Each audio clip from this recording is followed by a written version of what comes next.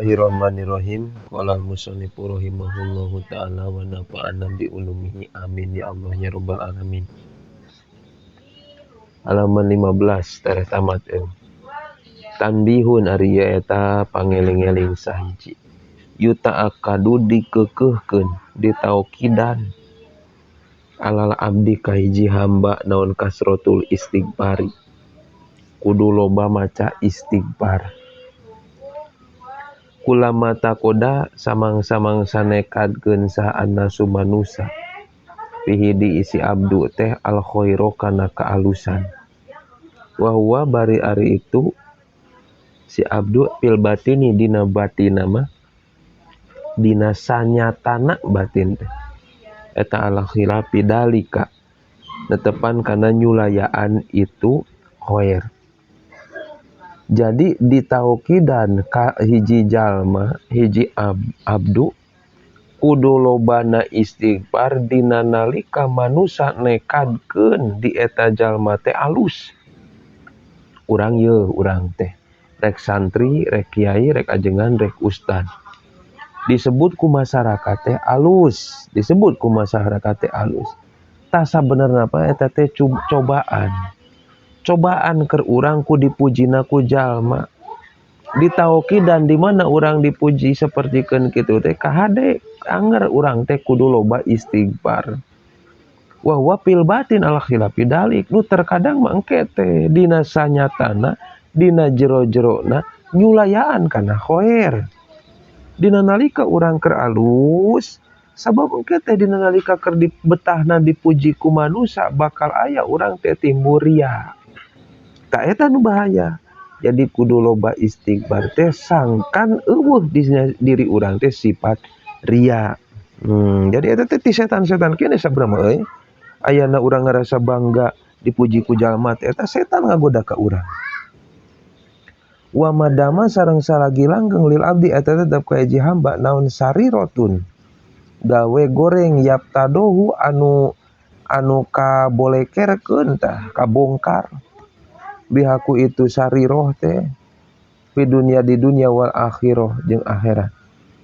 Lain ngan saukur jalma nu menang pujian, komo deui ka jalma nu sok langgeng gawe goreng nu akhirna engke bakal kabolekerkeun, maka dina ieu kudu loba istighfar.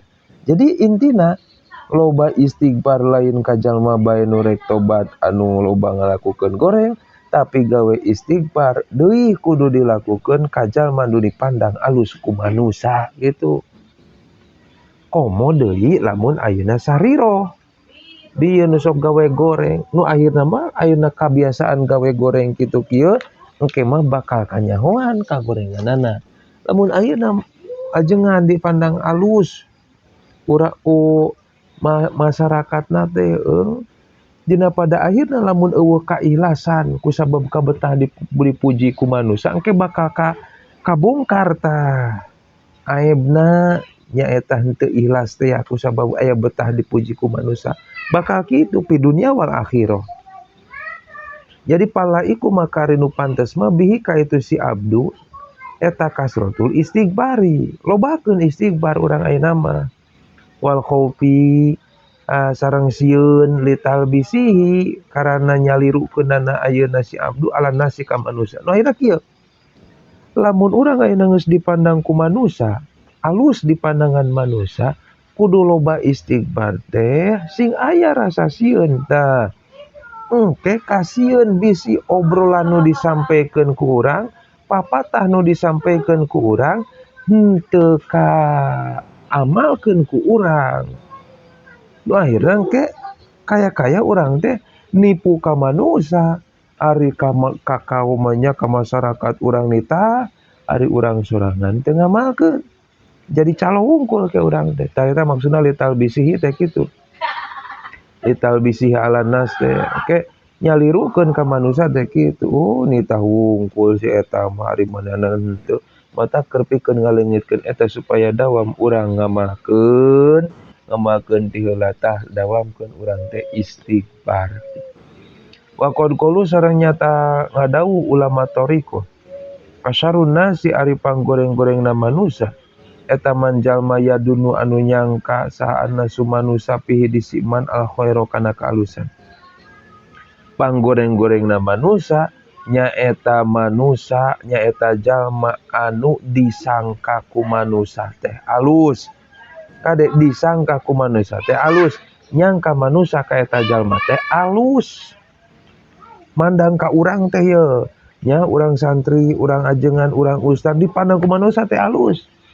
Sabenerna mah eta panggoreng-gorengna manusa anu mana wa huwa bari itu siman fil batini dina sanyata nama ya dina jero-jero nama Allah hila pedalik tetepan kana nyulayaanana itu yadunun nas gitu.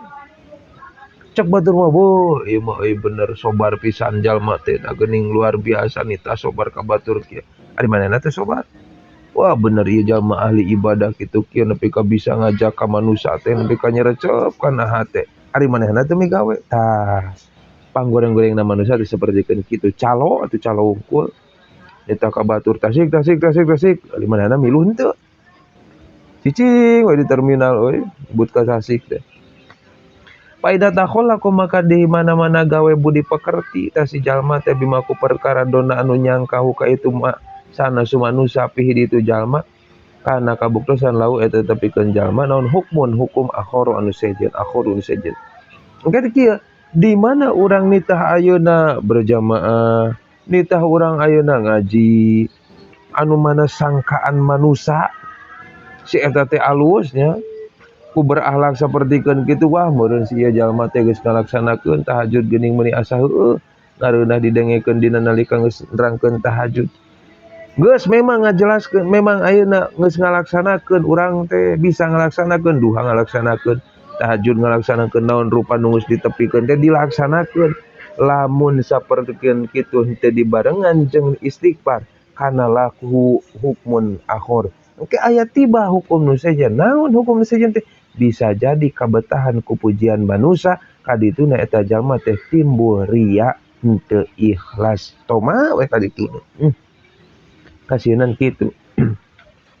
Fa inna min syartil kamili maka saanyana eta tetep tina syaratna anu sampurna jalma nu sampurna ayas hadakana yen tanya ningali ta si abdun teh kamalahu kana sampurnana si abdun wa naqsohu jeung kana kakurangan si abdun ma'an barina bebarengan.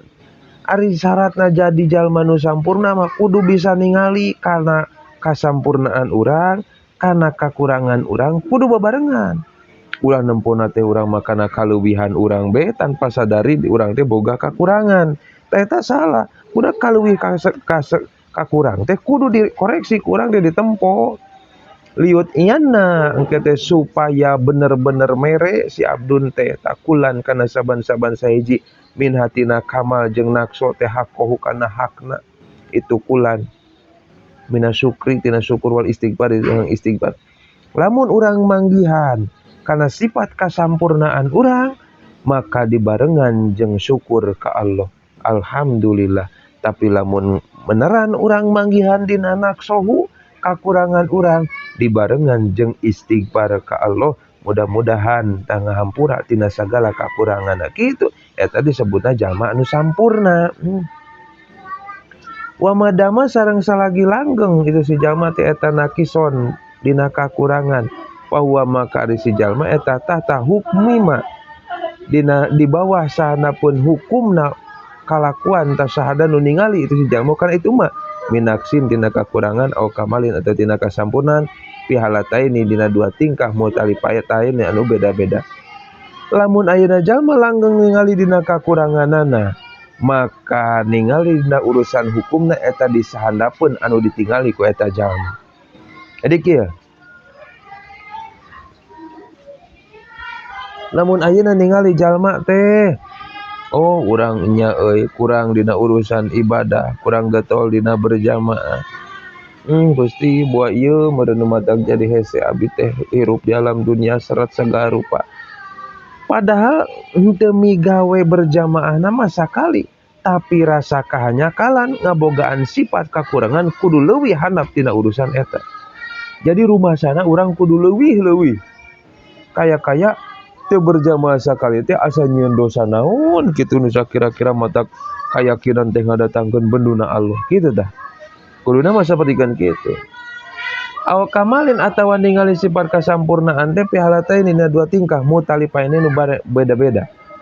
Li annahu karana saenyana itu si jalma eta sohiba ainin anu ngabogaan panon paningali wahidatin anu sahiji. Jadi ningali dina sahiji teh nya meureun ningali lamun dina kasampurnaan, ningali dina paningal sahiji teh terus didampingi dengan syukuran. Pila pil kamil tanya perbeda ayeuna anu sampurna.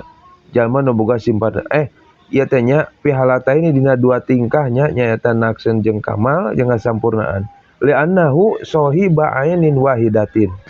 Sohiba ainin tah jalma ayeuna nu ningali kana urusan kalakuan tina kakurangan jeung kasampurnaanana ditingali tina dua tingkah nu beda-beda sabab ngaran jalma eta nya jalma anu langgeng dina kakurangan anu madamana kison teh li'annahu sohiba ainin wahidatin ningalina dina paningal anu sahiji.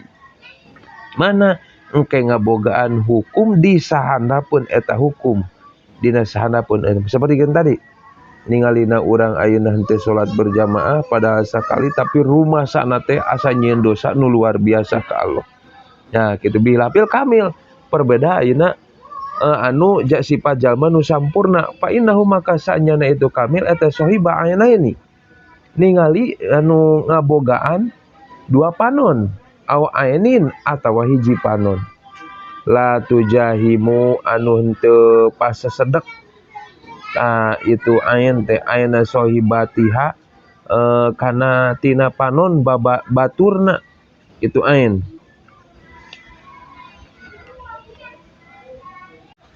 La sawab itu la tujahima teh aya anu teu bersaing gitu nya teu silih bersaing itu ain teh an sohibatiha tina panon baturna itu ain anu ngalogatan kitu aya tina panon anu ngabogaan tu ain la sawab duka kumaha ieu teh.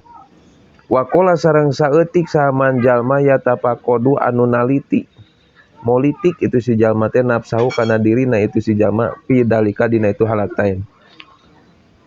Sedengkeun ayeuna jalma teh saeutiknya anu naliti kana dirina dina dua tingkah. Mana dua tingkah teh? Mun dibere kasampurnaan ku Allah dibarengan jeung syukur, mun dibere kakurangan ku Allah dibarengan jeung istighfar. Nu terkadang jalma loba kana nempona kana kasampurnaan mopohokeun kana kakurangan kitu teh.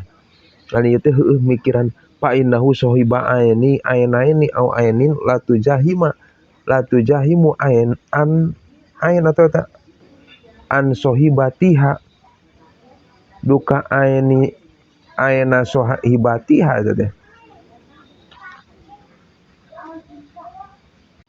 Oh jigana aina tanya aina sohibatiha kana panon baturna itu ain. Alah sohablah duka kumaha emutan we. Wal golibu sareng ari galibna mapinasi di manusia eta mahabbatuhum cintana itu nas likasroti itiqodinas karena lobana nekadkeunana manusia pihim di itu nas pau koma dina salureun perkara yastahiku nahu anu ngahak ta itu nasehu kana itu emma wala yakadu sareng teu deukeut sahaduhum salah sahijina itu nas eta yastagfiru nyuhunkeun hampura itu ahad min dalika tina itu mayatapakodu falam dalika ya akhi. Intina sapertikeun kieu galibna manusia kan ku ayana ayeuna mika cintana nas ka eta si jalma ta kulobana ayeuna nekadkeunna manusia likasroti itiqodinasi fihim pauqoma yastahikunahu wala yakadu ahaduhum yastaghfiru. Allah sawab jadi kieu inti namanya istighfar teh lain ngan saukur ka jalma anu loba nyieun dosa tapi istighfar kudu dibarengan ka jalma anu bener-bener eta jalma dipandang alus ku manusia. Jadi kudu loba istighfar sanajan geus dipandang alus ku manusia. Terkadang sok aya tujuan anu sejen sok aya kreteg anu sejen dina nalika geus dipuji ku manusia atawa dipandang alus ku manusia. Intina mah kitulah. Nah, Allah sok duka kumaha lieur mikiranana. Mudah-mudahan be urang termasuk jalma-jalma anu sering ngadawamkeun istighfar ka Allah sehingga urang sadar kana kakurangan urang, sehingga Allah ngahampura kana sagarupi kalemahan jeung kakurangan urang sadayana. Amin ya Allah ya rabbal alamin. Wallahu a'lam bishawab.